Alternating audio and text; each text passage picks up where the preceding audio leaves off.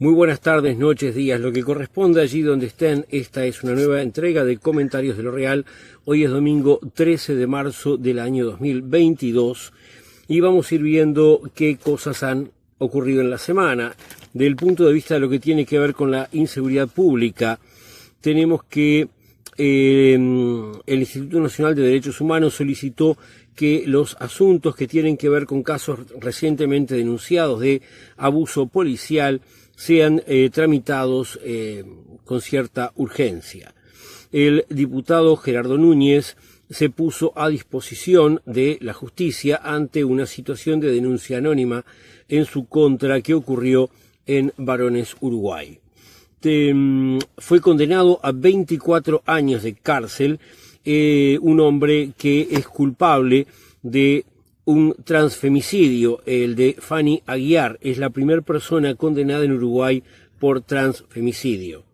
5 policías, 4 hombres y una mujer, fueron denunciados por abuso sexual. Son integrantes de la Guardia Republicana y la Fiscalía está investigando el caso, mientras al mismo tiempo se tomaron medidas de protección para la víctima. Tenemos que aquí un caso de abuso policial que se estaba investigando, que tenía que ver con 2 policías y una gente que estaba siendo multada. Bueno, eso pasó a delitos económicos para verificar que no haya habido un abuso de ese tipo en ese caso. Tenemos que un hombre fue denunciado por violencia doméstica. Cuando la policía llegó al lugar, la hija lo mató. Se está investigando si la chica está con problemas mentales o no, si es imputable o no, y obviamente cuál es todo el entorno, porque para que mates a alguien cuando llegó la policía, obviamente tiene que haber un entorno que debe ser estudiado. Hace un tiempo largo atrás murió una persona, Santiago Cor. Hay 2 policías que están siendo investigados por esto. Y el ministro Heber fue a respaldar a los policías imputados. La Asociación de Magistrados, o sea, de jueces, rechazó esto que considera que es una presión y una injerencia sobre su actividad. El Frente Amplio, a su vez, dijo que el ministro Heber está manejando a la policía y que no tiene un rol garante como debiera tener. Por otro lado, en un supermercado de Paso Carrasco, un joven de 19 años que hace 3 meses trabajaba allí fue asesinado en el correr de un asalto. Bueno, esto es lo que tiene que ver con inseguridad pública. Vamos a cuestiones que tienen que ver con el gobierno. Una vez más, Bustillo, ministro de Relaciones con el Exterior. Bueno, parece que está usando un auto oficial para irse hasta Punta del Este más de 20 veces en los últimos tiempos. Cada vez que iba, además, su chofer cobraba viáticos. Todo esto ha sido denunciado en su contra. Además, otorgó un pasaporte a un narcotraficante internacional conocido que gracias a este pasaporte que le dio Bustillo, ha podido escapar a la justicia en varios lugares porque tiene solicitud internacional de captura, por lo que he leído. El gran hecho político, sin embargo, no tiene que ver con el gobierno. El gran hecho político de la semana fue la marcha de las mujeres del 8 de marzo, que tuvo nivel nacional. En cada lugar habrá tenido sus características. Después que la marcha ocurrió con gran concurrencia y demás, desde el gobierno se intentó minimizar esa marcha. Acusan de que la marcha del 8 de marzo se ha politizado, eso dice el gobierno. Como bien han dicho algunas personas desde la oposición, ¿cómo podría ser una marcha de otro tipo que no sea política?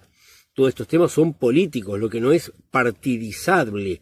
Esto no se ha partidizado, sino que se mantiene en su dimensión política y los blancos se rompen las vestiduras, dicen cómo vamos a ir, etcétera.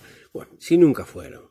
O si fueron, fueron para llenar el ojo, porque no participaron activamente en las organizaciones feministas nunca.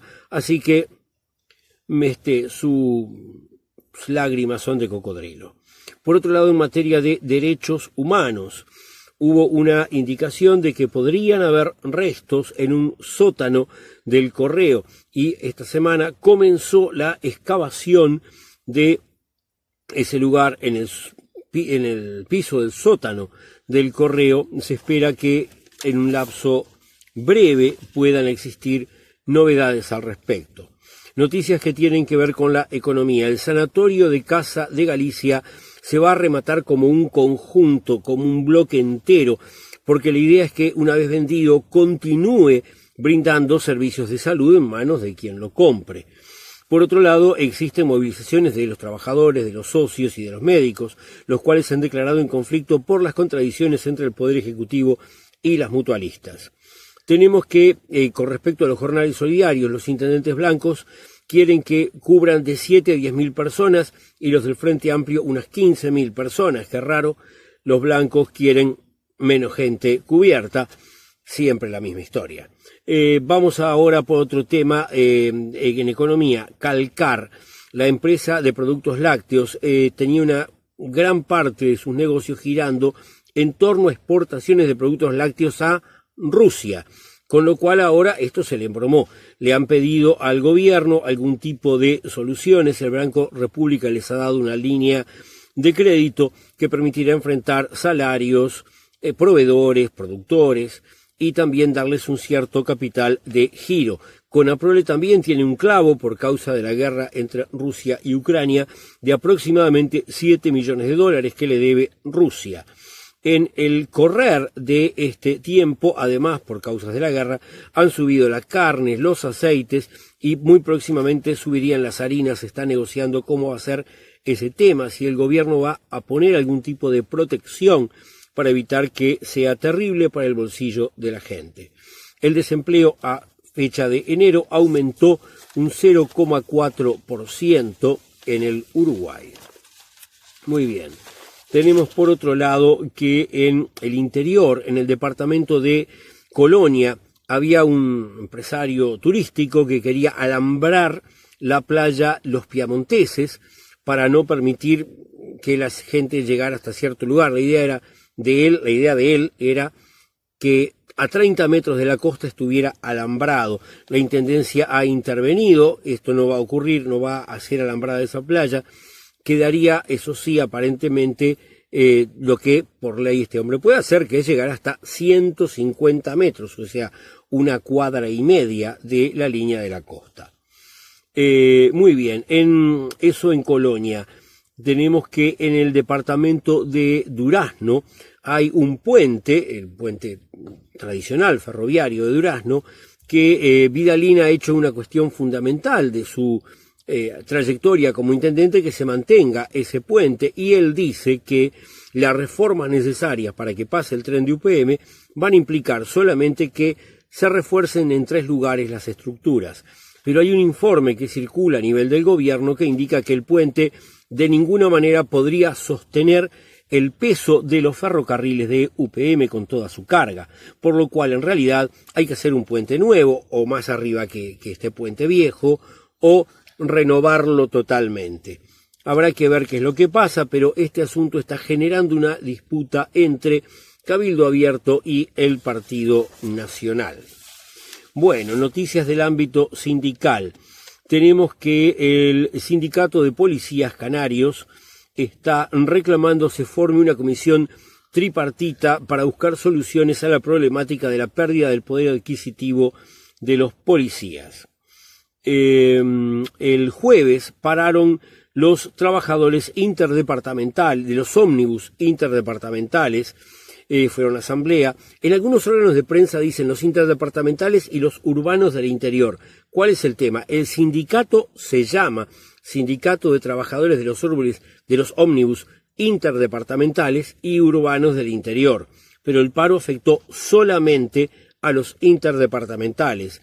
Están reclamando falta de pago en retroactividades, mal manejo del seguro de paro y diferencias entre las empresas en los montos de los viáticos. También FENAPE, Sindicato de los Docentes de Secundaria, ha indicado que están haciendo las autoridades actuales un ahorro de 80 millones de dólares a costas de menos masa salarial y de menos inversión en educación, lo cual ya nos lleva al tema de la educación. Comenzaron las clases, la situación es diferente, se busca una mayor presencialidad, los alumnos no estarían obligados en todos los casos a utilizar tapabocas, los docentes y otros funcionarios sí, y además de esto existen ponderaciones diferentes. El gobierno dice que empezó todo sin incidentes, los sindicatos que no, que hubieron muchas dificultades. Habrá que ir viendo cuando haya noticias específicas para poder comentarlo. En materia de salud, hay una cuestión que tiene que ver con el presunto fin de la pandemia. El presidente de la República en más de un caso recientemente ha dicho, no, si en tal país están sacando, si en tal país, como dando a entender que esto ya se terminó. Sin embargo, los datos internacionales muestran que en ciertas regiones de China ha aumentado enormemente la presencia del virus, por lo cual las experiencias internacionales no indican todas que esto se terminó. En algún país ha bajado, en otro no. Es necesario mantener todavía una actitud vigilante. El ministro Salinas, por el contrario, al revés que el presidente del gobierno que él integra, dice que hay que esperar para evaluar todavía qué pasa, que hay que conseguir que pase la ola de contagios de Omicron en la que estamos todavía sumidos, y también que se alcancen guarismos de gente vacunada mucho más importantes que los que se han llegado hasta este momento. Bueno, por esta semana nada más, nos vemos la semana que viene.